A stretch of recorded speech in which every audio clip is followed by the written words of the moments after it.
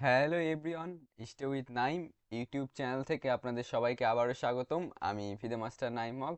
So আজকে আমরা দেখছি বিশ্ব দাবা চ্যাম্পিয়নশিপের পঞ্চম রাউন্ডের খেলা। পঞ্চম রাউন্ডে কিন্তু মানে ভালো একটা চান্স পেয়েছিল ডিং রিলেন, যদিও সে গেমটা কনভার্ট করতে পারেনি। চলুন দেখা যাক গেমটা কি হয়েছিল। সো গুকেশ খেলেছে E4, E6, D4, D5। ওকে, সো ফ্রেন্ডস কিন্তু অনেকগুলো গেমই অলরেডি ফ্রেন্ডস হয়েছে মাত্র দুইটা গেমের মধ্যে। তো আহ, এখন গুকেশ খেলেছে এক্সচেঞ্জ ভেরিয়েশন, টেক করেছে, খুবই সারপ্রাইজিং মুভ। মেবি গুকেশ এই সময় চেয়েছে যে আমি যদি ড্র করতে পারি অথবা একটা ডিংকে প্রিপারেশনে বাইরে নিয়ে যেতে পারি। আমার মেবি হচ্ছে মেবি ডিংয়ের এটা গুকেশের এটা প্রিপারেশন ছিল, যে এই পজিশন সে খেলতে চাচ্ছে। Okay, take, knight F3, knight F6, bishop D3, C5। খুবই ইন্টারেস্টিং চাল C5। হোয়াইট চাইলে কিন্তু এটা টেক করতে পারে, টেক করলে স্টিল এটা পজিশনটা কিন্তু ইকুয়াল, বাট একটা আইসোলেটেড পয়েন্টের উপরে গেম কন্টিনিউ করলেও করতে পারতো। বাট হোয়াইট এখানে খেলেছে জাস্ট C3। ওকে, সো এখানে আপনার C5-এর পর জাস্ট C3 পয়েন্টটা গার্ড দিয়েছে। তো ডিংলেন এখানে খেলেছে C4, খুব ইন্টারেস্টিং চাল। সাধারণত কিন্তু ওপেনিংয়ে C4 পয়েন্টটা পুশ করা একটু হয়ে যায়, ঝামেলার হয়ে যায়, একটা সময় এটা সাপোর্ট দেওয়া যায় না। B3 ব্রেক দিলে কিন্তু হয়ে যায়, বাট এই পজিশনে কিন্তু C4টা খুবই ভালো চাল। কারণ হচ্ছে এখন B3 ব্রেক ট্রেক এতটা এফেক্টিভ না, এর জন্য আসলে। তো বিশপ C2, বিশপ D6। তো বিশপ D6-এর পরে ন্যাচারাল দুজন চাইলে ক্যাসলিং ক্যাসলিং করতে পারতো, বাট এখানে গুকেশ খেলেছে কুইন E2। তো কুইন E2-র পর মানে মেইন সমস্যা কি, যদি বিশপ E6 খেলে দেন নাইট G5, মেবি স্টিল এটাও হয়তোবা ড্র, বাট একটা ব্যাকওয়ার্ড পোন নিয়ে খেলতে হতো হয়তোবা গুকেশের। বাট এখানে ডিংল্যান্ড আসলে জাস্ট কুইন E7 দিয়ে দিয়েছে। তো সে আসলে মানে দুইজনই আসলে কুইন থ্রেট করার পর আসলে ইটস ওকে, দুজনই অ্যাকসেপ্ট করবে যে কুইন থ্রেট করতে আসলে চাচ্ছেই। তো টেক করেছে, তো বিশপ দিয়ে টেক করতে পারতো, বাট কিং দিয়ে টেক করেছে ডিংলেন। সেম আসলে দুইটার খুব একটা পার্থক্য নেই, যেহেতু কুইন বোর্ডে নাই। তো কিংটা সেন্টারে রাখাই মানে কিং যেহেতু এন্ড গেম একটা পিসের কাজ করে, সে সেন্টারে রাখা খুব একটা ঝামেলার না আসলে। তো ক্যাস্টিং করেছে রুকি 8। তো রুকি 8-এর আইডিয়া হচ্ছে কিং F8-এ গিয়ে ক্যাস্টিংটা হওয়ার মতো আসলে সিচুয়েশন ক্রিয়েট করা। তো রুকি অন করেছে, কিং F8 করেছে, টেক টেক। তো আফটার এই টেকের পর যে পজিশন এসেছে কমপ্লিটলি ইকুয়াল, এখানে মানে ইকুয়ালের চেয়েও ইকুয়াল এরকম বলা যায়, আসলে ভাষা ইউজ করা যায়। কারণ আপনার জাস্ট দেখছেন পাঁচটা পিস বোর্ডে আছে, সব পণ সমান, এবং কারোর কোনো যে বলার মতো অ্যাডভান্টেজ কারোর কিছুই নেই। তো বিশপ G5 করেছে, আইডিয়া হচ্ছে নাইটটাকে অ্যাটাক করা সিম্পলি।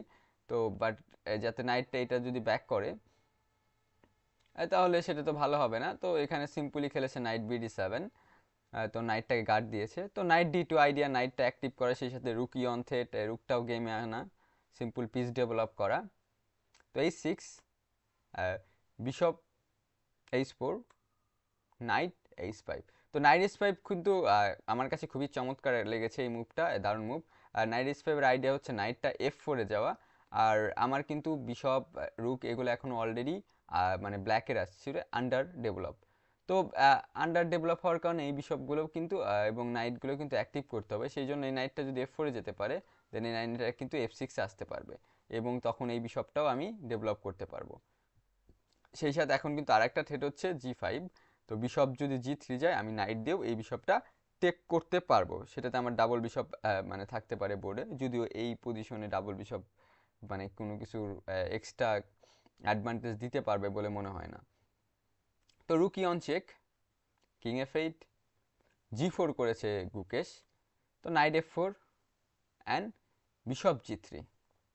তো আফটার বিশপ G3-র পর কিন্তু পজিশনটা এখন মানে স্টিল ইকুয়াল, বাট হোয়াইট কিন্তু অলরেডি কিছু মানে অ্যাগ্রেসিভ ওয়েতে মুভ করেছে, G4-এর মতো মুভ, সেটাতে কিন্তু কিছু উইকনেস হয়েছে।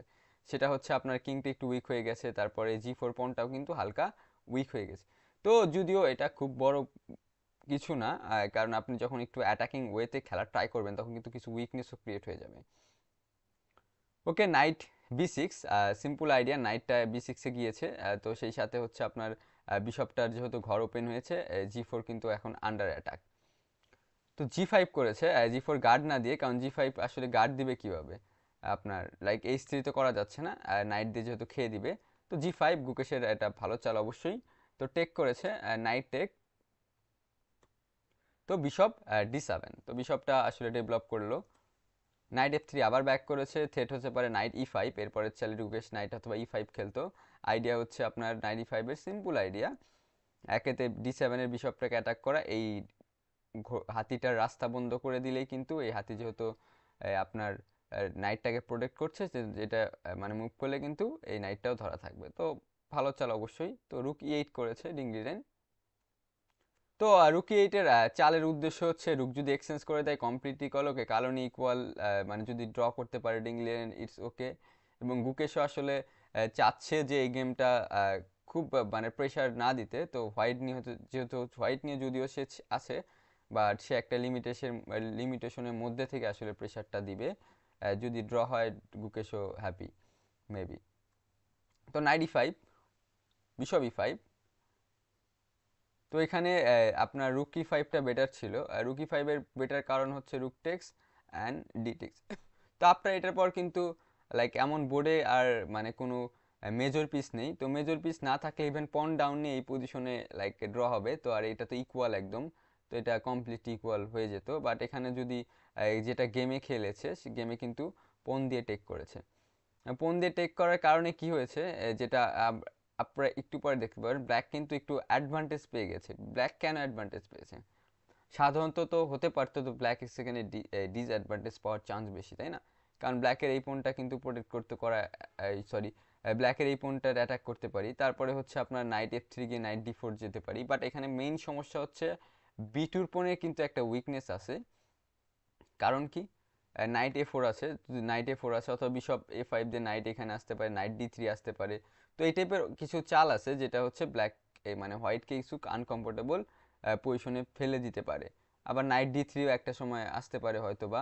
তো নাইট ডি3 আইডিয়া হচ্ছে যদি বিশপটা বোর্ড থেকে উঠে যায় দেন হয়তোবা এই এই বিশপ এবং নাইটটার একটা কম্বিনেশন ক্রিয়েট করতে পারে যদিও, কারণ এই বিশপটা কিন্তু অতটাই স্ট্রং বিশপ না।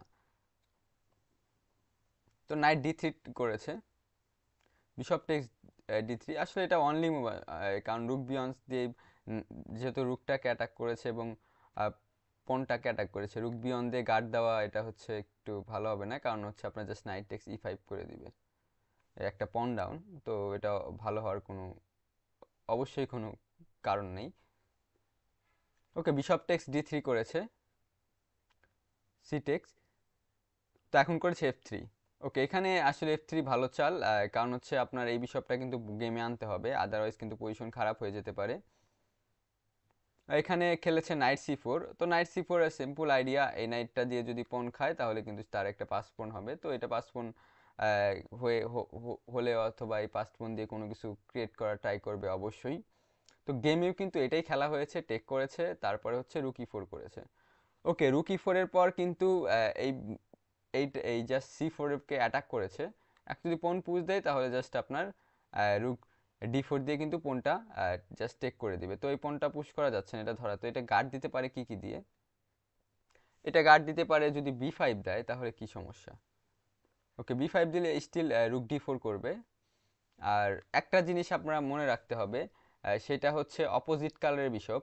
তো অপোজিট কালারের বিশপ কিন্তু যখন এন্ড গেমে আসে সাধারণত 1 পন 2 পন 3 পন পর্যন্ত, অনেক সময় নর্মালি 2 পন পর্যন্ত ড্র হয় ইজিলি, আবার অনেক সময় 3 পনের পরেও ড্র হয়ে যায়।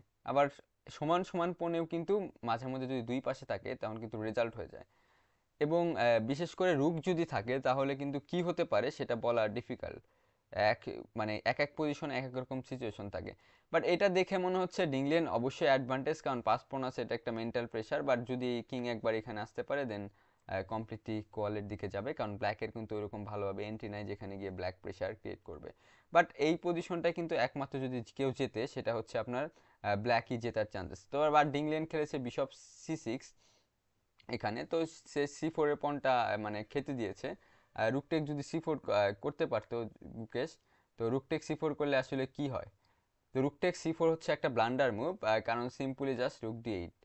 ওকে, সো রুক D8 করার পর এই পণটা D2 এবং D1 যে কুইন উঠে সেটা ফেরানো যায় না, তো রুক টেক C4 এর জন্য করতে পারে না। তো এটা বিশপ C6 খুবই দারুণ চাল এর জন্যই, কারণ বিশপ C6 এর পর কিন্তু রুকটা আর রুক C4 করতে পারে না। তো রুক D4 করেছে, রুক ভালো জায়গায় অবস্থান এখানে, রুক D8টা স্টপ হয়ে গেছে। তো সেই সাথে আপনার এখন কিন্তু কিং মুভ করার ট্রাই করবে। আর তো বিশপ C3 টেক করেছে, তো বিশপ C3 টেকটা খুব একটা ভালো হয় নাই, কারণ কিং F2 করেছে, বিশপ C6 গিয়েছে। তো এখানে বিশপ H5 গেলে হয়তো বা একটা পণ আপ নিয়ে খেলতে পারতো, যদিও স্টিল এটাও draw, engine evaluation draw, practically এগুলোই ড্র হয় নর্মালি, বাট বোর্ডে একটা পণ আপ তো পণ আপই, সেখানে কিন্তু এত সহজ হতো না এই পজিশনটা আপনার ড্র করার। বাট এখানে ডিংলিরেন খেলেছে এই bishop C6, after bishop C6 রুক C4, এখন আর কোনো অ্যাডভান্টেজ নাই বললেই চলে। তো এখানে খেলেছে, এখানে জাস্ট টেক টেক। এখন কিন্তু আপনার খুব সহজেই জাস্ট কিং মুভ, এখানে কোনো এন্ট্রি করে না, দুজন জাস্ট চাল দিয়ে ড্র নিয়েছে। তো ডিংলেন কিন্তু এখানে আপনার বিশপ H5 যদি খেলতো তাহলে কিন্তু হয়তো বা কিছুক্ষণ প্রেস করতে পারতো, এবং এত বড় একটা টুর্নামেন্ট এখানে যদি প্রেসও মানে ইকুয়াল পজিশনে কিন্তু অনেক গেমেই অনেক কিছু হয়ে যেতে পারতো। তো ডিংলেন এই সুযোগটা অবশ্যই মিস করেছে। তো পঞ্চম গেমও কিন্তু ড্র হয়েছে, তো পঞ্চম গেমে ড্র হওয়ার কারণে কিন্তু আড়াই আড়াই অবস্থান করছে। তো দুইজনের আসলে শুরুর দিকে যেহেতু আর অনেক গেম আছে, কেউ এরকম রিস্ক নিয়ে খেলেনি, তো ড্র এখন যদিও অলরেডি কিন্তু প্রথম 4 গেমে কিন্তু 2টা গেমের রেজাল্ট হয়েছে, সেটাও একটা বিষয়। যাই হোক, এখন অলরেডি কিন্তু খেলা শেষ হয়ে গেছে, গুকেশ অল চ্যাম্পিয়নও হয়েছে, তারপর আমি এমনভাবে দেখানোর চেষ্টা করছি যাতে সামনের দিকে কিছু হয়নি এই টাইপের কিছু। ওকে, সো আর যারা,